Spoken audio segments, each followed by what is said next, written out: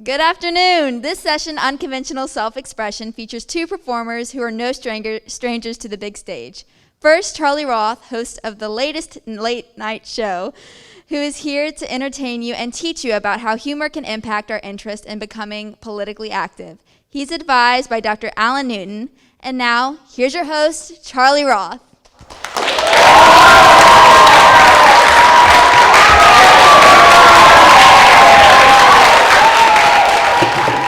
Hello, everyone. Welcome to the So Late It's Actually the Middle of the Afternoon show. I'm your host, Charlie Roth.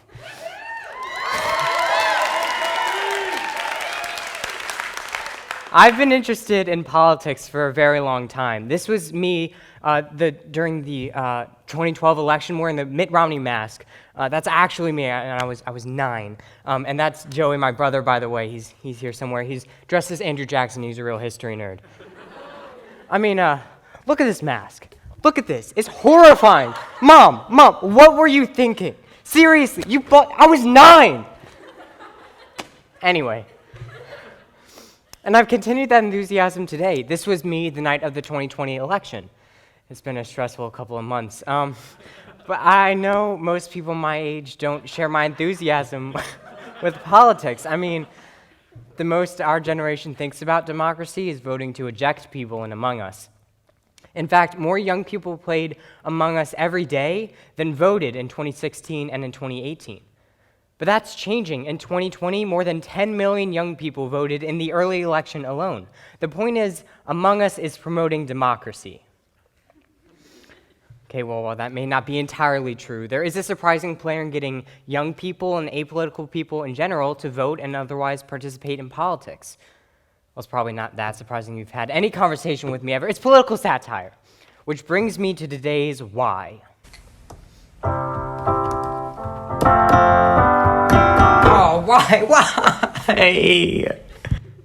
Why does political satire influence people to participate in politics? Well, it's all about a guy named John and another guy named John, both seen here listening to me tell a joke, and how they mix satire and sincerity.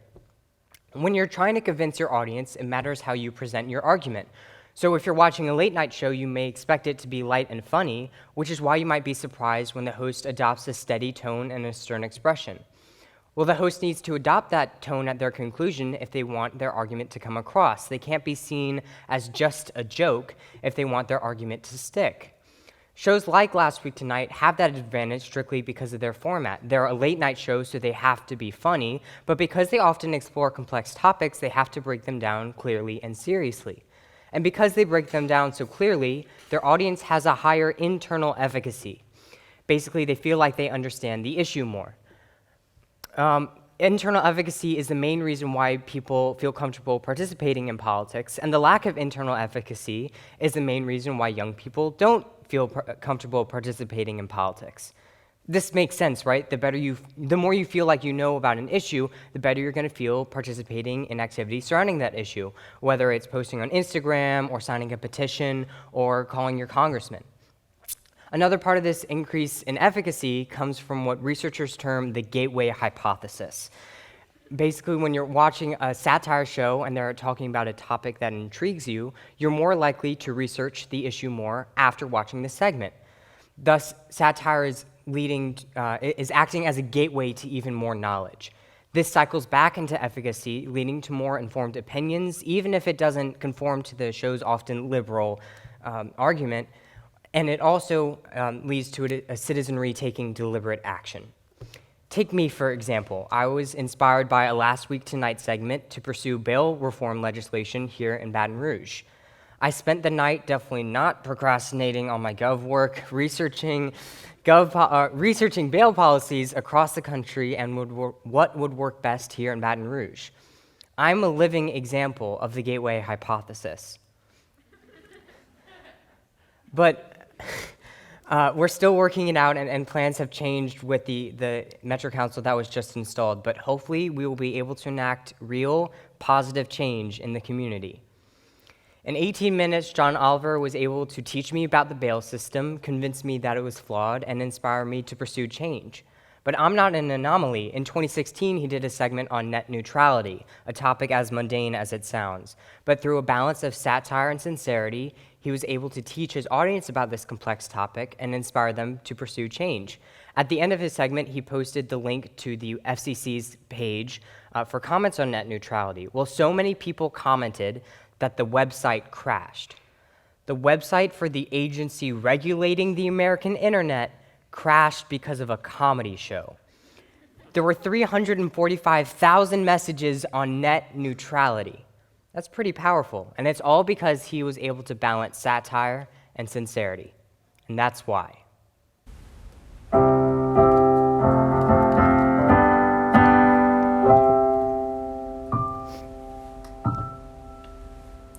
Oh. Look, I know I may seem like an extreme example. Not many people my age are going to try to fix a major system in our community, or call our congressman as often as I do, or text people across the country trying to register them to vote and getting cursed out all the time and getting messages like this. It's a real screenshot from my phone, you guys. And this is the same person. It's quite rude, honestly. But what I am saying is that more and more young people are becoming involved in politics. I'm not saying that everyone here is going to start harassing our senators about the Postal Accountability and Enhancement Act of 2006, though you definitely should. But more and more people are at least becoming aware of the issues surrounding the USPS, to use that example. And I'm definitely not saying that everyone here is going to go as overboard as I did. I mean, because look at this. Look at this. Look at, you guys know me. Come on. I'm so extra, you guys. Y'all know me. But what I am saying is that Among Us entertains us. And so does Fortnite and things like that. And so does political satire. If you can get hooked to one, there's no reason you can't get hooked to the other. So we may start seeing more pictures like this. Now, let's step back for a second, because you just heard a bunch of things that may not make a whole lot of sense out of context, like gateway hypothesis and internal efficacy and me trying to be funny. But you were laughing along, and hopefully you understood what I was saying. Hopefully I've convinced you of my argument, and hopefully I've inspired you in some way. And if I did, that means you just went through exactly what I described in my presentation. So let's look back at that presentation. I was doing my best to be a political satire host, which I know as a straight white guy, I'm exactly what political satire needs right now.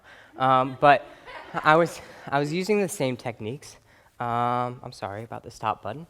I was using the same techniques that these hosts use to convince their argument. So let's look back at that presentation. Can I have the clicker, please? Thank you. So, when talking about youth voter turnout, I made an analogy to Among Us, something I assume most of my audience will understand and relate to. I turned all of these figures into something that is understandable and concise, and you will probably remember more young people played Among Us every day than voted in 2016 and in 2018. When talking about when talking about why political satire works the way it does, I used commentary on the screen behind me to make jokes. This technique is used by comedians like Stephen Colbert and allows me to be informative to you directly while still being entertaining. Look, I know this can sound pretty theoretical and out there, but hopefully you've experienced satire's effect firsthand. Mr. Fensky, was I funny enough? Was it? Yes, thank you. Guys, you have no idea how much that means to me. But I'm not, this doesn't just apply to my presentation. Throughout the week, you've heard humor used in presentations about very complex topics. Maybe you laughed in Addie's earlier this week. And maybe you didn't in Ellie Sims this morning, but she used a different technique. She told her personal story to make her very complex topic more tangible. And so when I used humor today, it's just that, it's just a technique. And it's the same technique that these late night hosts use to help their audiences remember things about politics and inspire them to pursue action. And I encourage you to use that technique as well in your arguments, wherever you are. And I also encourage you to express yourself through humor in any sense. It's a lot of fun, And I also finally encourage you to participate in politics. Politics these days can make us want to cringe, I know, but it's vital to our democracy that we participate in it. Maybe we can have a few laughs along the way. Ladies and gentlemen, we have a great show for you today. Martha Rhodes is here, so stick around. We'll be right back.